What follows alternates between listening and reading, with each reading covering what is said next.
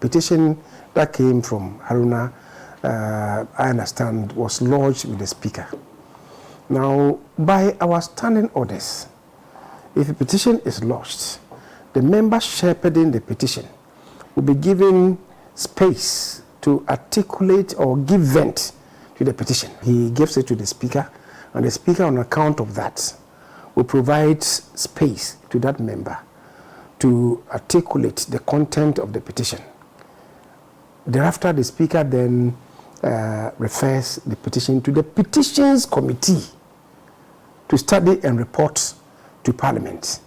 After the report is submitted, then the House could discuss it, interrogate it, or debate it, ensuing from which, if it becomes necessary and the Speaker has to give a ruling, perhaps that could be done, or a directive that could be done. It's not being ventilated on the floor of the House. He commended the Speaker for adjourning the House on the day. We saw some pedestrianism creeping into Parliament.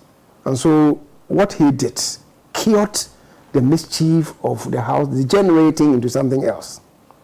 So on that score, and I also looked at his countenance, I agreed with the adjournment. I thought that the adjournment was going to be perhaps for the day, and then maybe invite the leadership to further discuss the way forward. But to adjourn sine die is what I have a problem with. He says major national issues have to be addressed, and so a recall is needed. We all have our egos. Here we have a Speaker who has made a determination, and then the Supreme Court tells him, stay your hand. We are injuncting the execution of the ruling. I mean, he's human. So maybe he reacts in a different manner, which is what he did. Beyond that, maybe we need to engage. The politics of today, of the things that we place emphasis on, of things that, in my view, should be in the background, of things that do not add any value to our work as MPs. I'm disappointed.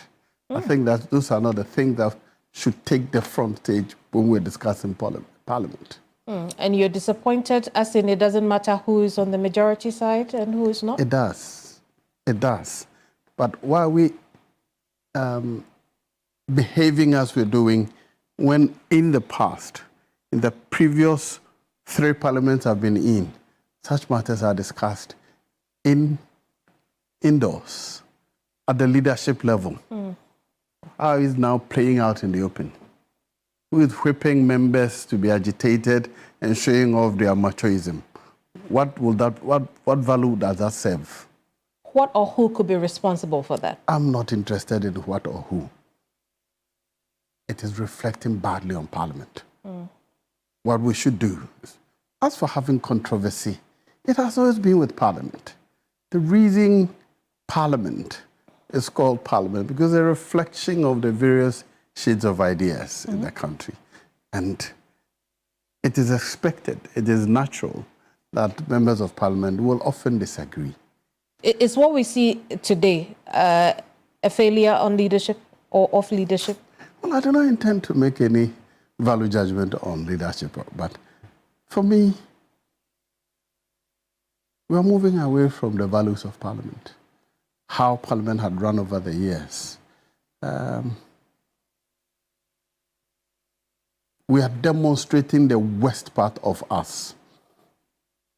Even in the past, there have always been significant differences between the minority and the majority. It is this time that we have almost equal members. That's the worst part of us is manifesting.